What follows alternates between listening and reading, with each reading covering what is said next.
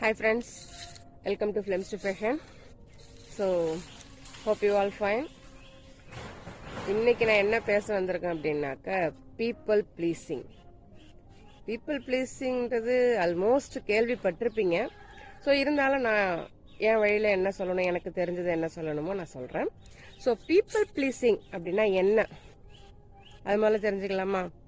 So people pleasing அப்படின்றது உங்களுடைய தேவைகள், உங்களுடைய கருத்துக்கள், உங்களுடைய விருப்பங்கள், உங்களுடைய சந்தோஷம், இதை விட மற்றவங்களுடைய தேவைகள், மற்றவங்களுடைய விருப்பம், மற்றவங்களுடைய சந்தோஷத்தை முக்கியமா நினைச்சு நீங்க உங்களுக்குள்ள வளர்த்துக்கிற ஒரு பழக்கத்துக்கு பேர் தான் பீப்புள் ப்ளீஸிங் அப்படின்றது. பொதுவாக இது எதனால வருது அப்படின்னாக்க, மற்றவங்கள்ட்ட இருந்து வேலிடேஷன் வாங்கணும். வேலிடேஷன்னா நம்ம இதை செஞ்சாக்க அவங்களுக்கு நம்மளை பிடிக்கும் அப்படின்ற மாதிரி. அவாய்டிங் கான்ஃப்ளிக்ட், அதாவது நாம தப்பே பண்ணலைனாலும் அவங்கள்ட்ட மன்னிப்பு கேட்டு அவங்கள்ட்ட ப்ளீஸ் பண்ணோம் அப்படின்னாக்கா அவங்க நம்ம கூட இருப்பாங்க, இல்லை அவங்க நம்மளுக்கு நம்மளை அவங்களுக்கு பிடிக்கும் அப்படின்ற அந்த நினைப்பு. இன்னொன்று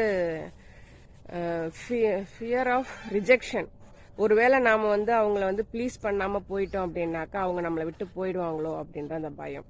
ஸோ இது மாதிரியான காரணங்களால தான் இந்த பீப்புள் ப்ளீஸிங் அப்படின்ற ஹேபிட்டை